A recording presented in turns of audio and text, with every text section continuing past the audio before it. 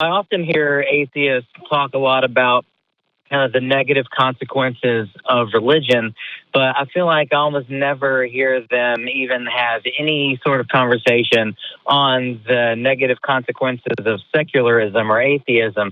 So I'd like to know, what do y'all think, or what are some of y'all's thoughts there on the potential negative consequences of increased secularism or atheism in the society? There are none. It's awesome. Whoa, hold on. Whoa. That is a great question, Dallas. I have never had anyone ask me that. And I think that there are some things to consider, right? So I was watching Good Omens today with Mark, our producer, and that's the new Neil Gaiman show that's kind of based on, like, what if the Armageddon happened and it kind of went wrong, right? And it got me thinking of, like, there's a lot of cultural cues that come from Christianity. Christianity kind of informs American culture for better or worse. And when you have a common culture that you share with people, there's a value that comes with that, with sharing a common narrative with people. And secularism doesn't necessarily provide you a new narrative to go with after that. There are philosophies you can adopt, and there are ideas you can examine and explore. But secularism by itself doesn't necessarily come with the same kind of milestones that a culture like Christianity kind of has for yourself, right? Yeah, it doesn't replace the community factor, and that's what we're facing right now. There's so much division within the atheist community, and it's sad to watch. But I think a part of that is because we don't have a flag to unite under if we're calling ourselves atheists. If that's the only theme we have, if it's not about humanism, or it's not about separation of church and state, or it's not about inclusiveness of others. If it's just atheism, then all we're doing is joining together about something that we all don't believe in. And I think that's a common flaw there. Yeah. And on my Twitter, I use the term secular humanism as in my bio because to me, I get a meaning out of that kind of informs my life stance and how I operate the world. Because the common complaint is, well, atheism doesn't inform you on anything. It doesn't tell you what you need to do, what not to do, and stuff like that. My interpretation of humanism kind of gives me some guidelines. And I get a meaning out of that. But, being a humanist is kind of an isolating thing because chances are, most people aren't also humanists, right? They come from another kind of background. Their worldviews are interpreted in other ways. But, the flip side of that coin is Christianity in a Christian society that America has developed has also been influenced by secularism in many, many different ways. There's a lot of policies that come from secularism that Christianity doesn't necessarily espouse. For example, a separation of church and state. There's interpretations that can go either way. Like some say, like render unto Caesar what is Caesar's and stuff like that. But the kinds of separations we have, biblically, there are examples of, in the Old Testament especially, that God is being at the center of the government, that you're supposed to listen to God and he's supposed to interpret the rules of the land. And here we don't, our country doesn't espouse that. And it depends on who you talk to, right? There's some people that say this, but really our Constitution kind of provides us a way to say, look, we're human beings who are making our own laws, right? Like we're having that separation here. We're a secular government, right? Right. You can't have freedom of religion and at the same time have a theocracy. Yeah, for sure. So it's a contradictory concept. Yeah. You have to run a government by secular laws, and perhaps that's not nice. Perhaps we do lose some culture, but we have to remember culture is the mechanism through which we do something good or bad as humans, right? So in the same sense, we can look at sociology in a lot of the same ways that we look at our biological evolution, where you would say the wing of the bird isn't its flight. Right? It's the mechanism through which the bird flies. In the same way that our culture isn't humanity. Religion isn't humanity.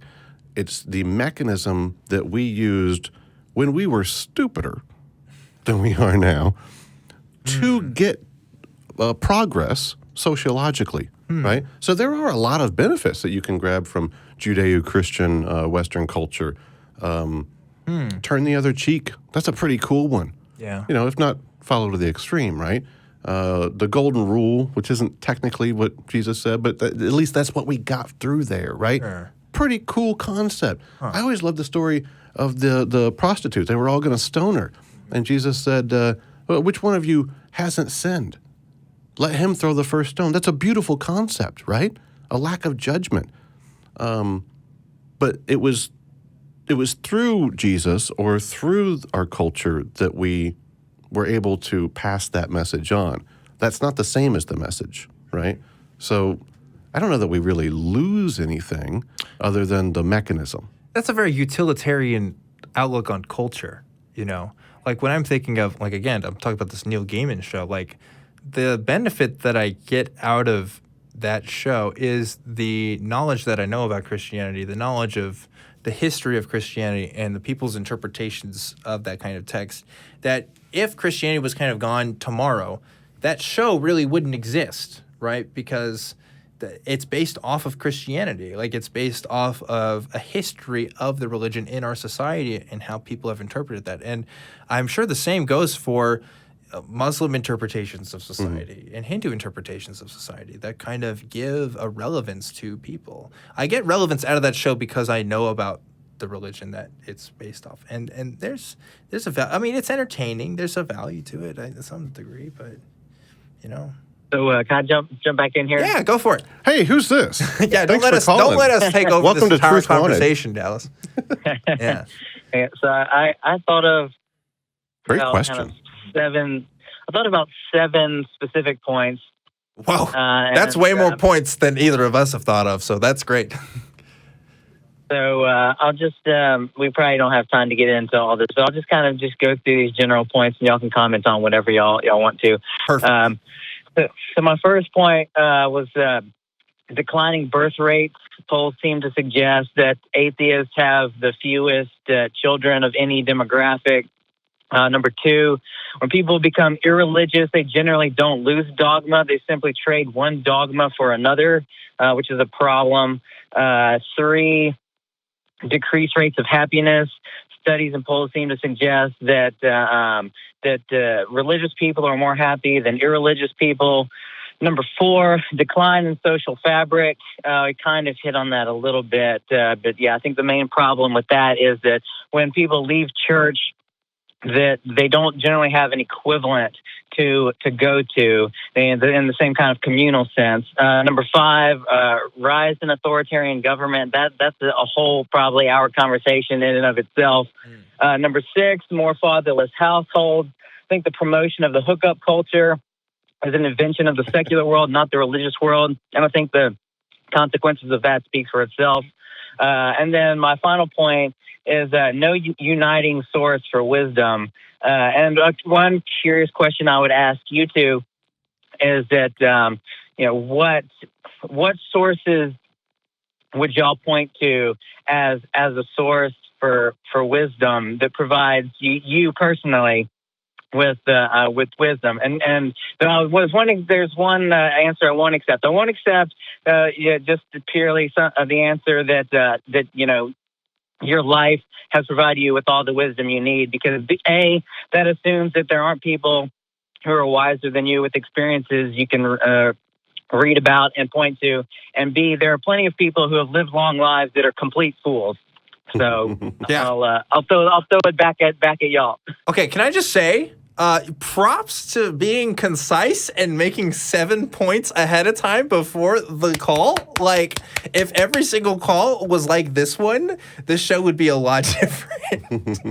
I love that. A lot of time to think about it. That's so great. God, and you're right. We could dive into every single one of those points. Can I comment on wisdom? Comment on that first, because that struck out to me too. Yeah. So wisdom is a product of experience. It's not the same as knowledge. So you're right. We can reference sources of knowledge through science, but I think that we reference sources of wisdom in the same way that religious people do, through our loved ones, the elderly people in our lives. You kind of take the good and you leave the bad, but they have acquired that wisdom through their experience. But we also have stories. We can gain wisdom from the stories of religious people just like religious people can. The only difference is we don't believe the silly stories, right? But we can still hear the story. So in a way, we have this kind of chameleon-like ability, an advantage, as it were, to learn about Zen Buddhism and take the best from that, the wisdom there. Mindfulness is a very important thing that we can take without all the wacky stuff about Brahma, right? We can learn about the necessity of conflict through from Hinduism without having to believe that there's holy cows. We can learn about how we reference turning the other cheek from Christ without believing that God, for some reason, likes the smell of burning flesh or needs a blood sacrifice. Or that women need to stay silent, as the epistles would tell us. So we can grab from a lot of different places, and I'd say that gives us an advantage, but it doesn't necessarily keep us from having wisdom. Can I jump in here? So you still haven't told me what sources you personally would point to derive wisdom from, or that you think, or even a person. See, here's the conceit that religious people have. It's like there are people who claim, not all of them do, they say that the wisdom comes from this one book. And never in human history has a human being like ever lived and all of their wisdom comes from one book. That's just simply I'm not even claiming. Yeah. I'm not even claiming that. I don't think most religious people would claim that actually. That you can only acquire wisdom from the Bible. Well, there are some people who say wisdom only comes from God. Like that is a thing that people say. But here's what I will say. Like, I work a job where the wisdom from the Bible doesn't tell me anything of how to inform. And I think most people do. Like, we can have multiple sources of things, and we don't have to come with like a list of saying, okay, these are the official sources, right? I think that's I'm not asking for official sources. Okay. I just find it to be an interesting question to ask atheists, because I think it forces them to think like, okay, what is wisdom, and who are people that I can think of that aren't just smarter than me? Because I think being smart and being wise are two different things. And in my opinion, I think wisdom is the most important thing for kind of creating a decent society. So I think this is a question, and I'm not saying there even has to be some kind of one singular source of wisdom, but I think it's something people need to think about. And I think it's something that, in my experience in conversations with atheists, it's something that they don't think very much about. So I just challenge them. Yeah. I would tend to agree with you. I think that we do have a mentality of, well, if it doesn't come from science or something, it's not real or something like that, and that's right. Yeah, science and wisdom are two very different things. Both important things, but both very different things. Yeah, and it happens. And I think this also depends on your assumptions on what you think knowledge is. If whether or not you think knowledge is a subjective construct or whether it actually is an objective thing. I don't think people's knowledge... I think knowledge is contextual. I think my knowledge of the world comes from my understanding of science, comes from my understanding of culture, and to say that I have this objective knowledge that you have to follow, I don't think I could make that argument for myself. So, yeah. What do you think about this? Plato taught me to consider that everything that I think is real could be something that's inside of a cave, a shadow from a fire. Nietzsche taught me to live life to the fullest, in the sense that maybe if you had to do this exact same life over and over and over, every single cup of coffee that you would have was that same cup of coffee that you had last Thursday, right? And every happy moment you had, every drive to work, every time the ennui of brushing your teeth, you had to experience that again and again and again. What is your life? You should live your life like it has value.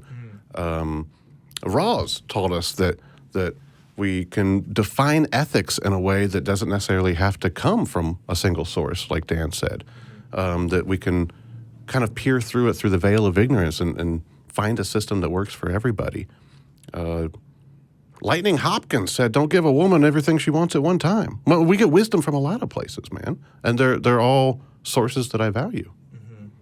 Yeah, I mean, I think how to vet these sources is a different kind of question. I'm not sure if that's one you were asking, Dallas, but if you were to ask me, I would say it comes from the reliability of claims being made. If somebody's saying that, I don't know, that the sky turns that the sky turns green every day at 3 o'clock in the afternoon, and they're wrong every single time. I'm going to eventually stop listening to that person make that claim, right? It's like, oh, well, it's just not true, right? Even though they keep saying, well, you don't know for sure until it happens, right? We got to check again. And, and at some point, as a human being, I have to kind of give up and say, yeah, it's just not working out. And that's the lifeblood of being human, isn't it? It's making the choice of whether or not to keep going with the thing that you believe, like keep going with what you thought the world worked with, right? And hope, not necessarily faith. Yeah, also not necessarily a choice either, right? Like we've had debates about that here on the show, but I wish I could say like, yeah, here's the strict criteria, but I just have general rules, I don't know. But Dallas, this was a great call. I'm really glad that you're asking questions like this. And if you could call again so we could talk about some of those other points. Really cool question. I think that would be great. Oh, yeah, I'd love to. Anytime. Dude, thanks so much. We'll hear from you again, all right?